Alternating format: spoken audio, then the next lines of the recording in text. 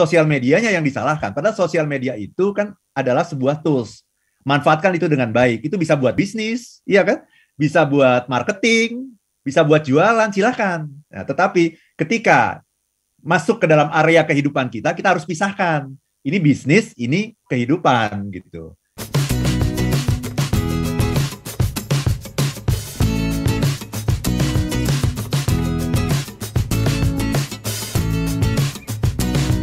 Ini ada misi, saya punya anak ya, masih kelas 6 SD, Pak Arfan. Terus kemudian beberapa waktu yang lalu terbukti menggunakan atau mengambil uang dari dompet saya, katanya begitu ya, ketika ditanya dan dikulik ternyata ini karena memang mau dipakai untuk membayar atau top up game, katanya seperti itu. Nah, kemudian saya memberikan hukuman, handphone tidak lagi boleh dipakai, jadi sekolahnya menggunakan handphone saya, begitu. Ada perbedaan, Pak Arfan sekarang tidak memegang handphone, jauh lebih bisa diajak bicara, karena attention-nya lebih full terhadap perbincangan saya dengan dia, katanya seperti itu. Berarti, apakah kemudian kalau untuk bersenang-senang lebih baik tidak diberikan, atau bagaimana ya menurut Pak Arfan? Dari Ibu Tristia, silakan. Terima kasih Mbak Ola ya. Saya kira saya juga pernah mengalami nih sama anak saya nih, ya anak ketiga saya itu, ya karena kecanduan games dan sebagainya, akhirnya ketika diajak bicara gitu, diajak ngomong saja dia sudah merasa terganggu gitu. Apa sih gitu? Jadi dipanggil namanya saja dia sudah apa sih gitu? Iya ya. Betul. Nadanya begitu ya, kurang lebih hampir sama ya Pak Arfan ya. Iya, nadanya udah meninggi gitu. Apa sih? Jadi sebenarnya dari kata apa sih itu, dari intonasinya itu dia merasa sangat terganggu gitu karena sangat asik sekali dengan gamesnya ini. Jadi memang setiap anak itu punya yang namanya maturity, Mbak Ola, kematangan. Ya. Penggunaan sosial media atau handphone gitu, smartphone itu juga membutuhkan kematangan gitu. Ketika kita belum punya kematangan, sebaiknya jangan diberikan smartphone. Nah, anak saya ini sudah mungkin 6 bulan lebih ini nggak pakai smartphone. Ya. Anak ketiga saya ini ya. Udah 6 bulan lebih nggak pakai smartphone. Dan alhamdulillah sekarang udah bisa diajak ngobrol. Udah bisa diajak ngomong sekarang. Kalau sebelumnya baru dipanggil namanya saja gitu, apa sih gitu. Jawabannya begitu. Apa sih? Gitu. Kayaknya papa ganggu aku banget sih gitu. Nah, sekarang sudah mulai bisa diajak ngobrol. Kenapa? Karena kita sudah ambil handphonenya, kecuali untuk kepentingan belajar gitu. Hanya untuk sekolah, karena sekolahnya kan masih online ya. Hanya untuk kepentingan sekolah. Tapi setelah itu kita ambil, apa boleh buat gitu. Itu adalah sebuah pendidikan menurut saya, sebuah edukasi gitu, karena dia memang belum mature dalam menggunakannya gitu. Tapi jangan salah, sesungguhnya bukan hanya anak kecil yang tidak mature ya, tetapi orang dewasa juga seringkali tidak mature gitu. Apa ciri orang yang tidak mature? Ciri orang yang tidak mature adalah ketika kita tidak bisa mengendalikan keinginan. Itu ciri yang udah jelek banget itu Pak Arfan ya, ketika tidak bisa mengendalikan. Berarti sebenarnya banyak orang-orang bertubuh dewasa terjebak anak-anak kecil ya, mental anak kecil gitu. Mentalnya anak kecil ya. Terjebak dalam tubuh orang dewasa gitu ya. Betul. Dan ketika itu kita menjadi kehilangan satu hal lagi yang sangat penting bagi diri kita, yaitu yang namanya choice, Mbak Ola. Ketika kita menggunakan sosial media, kita kehilangan choice. Apa itu? Kehilangan pilihan. Seolah-olah itu kita tidak punya pilihan lain selain kepoin orang, ngelihat statusnya orang, ngelihat lagi nanti ketika kita kepo satu status, nanti dia akan bersambung ke status berikutnya.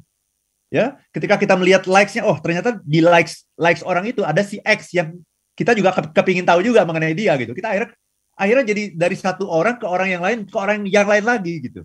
Seolah-olah kita kehilangan yang namanya pilihan. Apa itu pilihan? Bahwa kita bisa memilih untuk meninggalkan ini dan memulai pekerjaan atau aktivitas yang jauh lebih bermanfaat juga secara jangka panjang. Seolah-olah kita tidak punya pilihan, itu tuh tidak ada, seolah-olah pilihannya hanya satu, terus kepoin orang ini gitu, atau kepoin status ini gitu.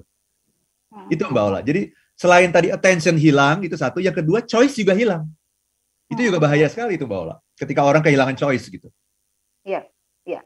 Pak Arfan, karena Pak Arfan bicara tentang choice, sebenarnya kan sama seperti makanan ya, seringkali dituding membawa penyakit bagi diri kita gitu. Tapi makanan itu tidak akan jadi penyakit sepanjang itu tangan kita tidak memasukkan ke mulut kita tidak mengunyah begitu kan. Kita menelan Dan yang paling fundamental, kalau otak kita nggak memerintahkan, ya kita kan nggak akan melakukan gitu ya. Nah, menurut Pak Arfan, kalau begitu apa yang sangat basic banget, sangat fundamental banget gitu, supaya kemudian kita bisa mengontrol ya, kemudian kita bisa menggunakan atau memaksimalkan kegunaannya tanpa lupa ya, tetap ingat bahwa ada hal-hal lain yang jauh lebih penting dibandingkan dengan tadi tuh ya, hal-hal yang sekedar bersifat pleasure. Sekali, dua kali, sebentar, dua bentar, it's okay gitu. Tapi kemudian kalau sepanjang waktu yang kita pakai itu hanya untuk seperti itu, ya kayaknya hidup benar-benar akan sangat terkungkung dengan atau diikat sekali oleh sosial media yang kita pegang di smartphone itu. Silakan Pak Arfan. Ya, ini diikat tapi merasa senang gitu. Itu anehnya begitu. Itu namanya fata morgana. Itu namanya pseudo happiness.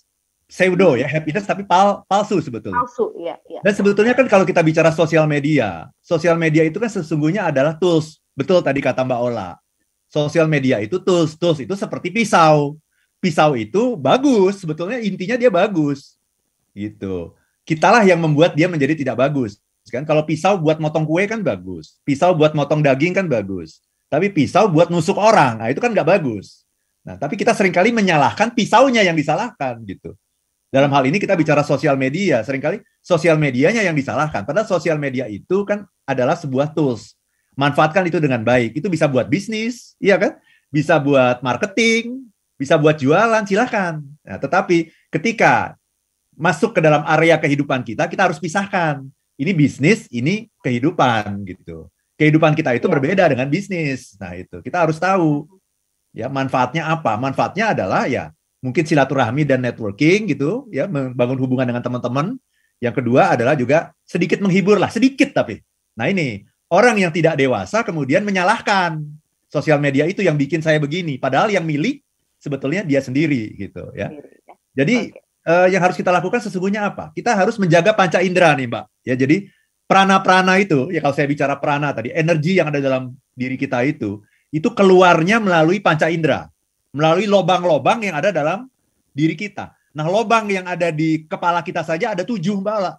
Ya. Okay. 2 di mata ini, 2 nih yang seringkali kepo-kepo itu kan mata nih sebetulnya ya. Kemudian juga ini juga ada 2 gitu ya. Telinga, kemudian hidung ada 2 nih, hidung. Ini juga lobang-lobang yang juga bisa mengeluarkan prana ini, energi kita keluar. Juga satu lagi mulut. Jadi ada 7 ini. Gitu. Di bagian tubuh yang lain lagi nanti ada lagi gitu. Ada lagi, tapi ya di atas ini ada 7 nih harus kita jaga nih. Panca indera tuh harus dijaga. Sehingga kita hanya memikirkan apa yang penting.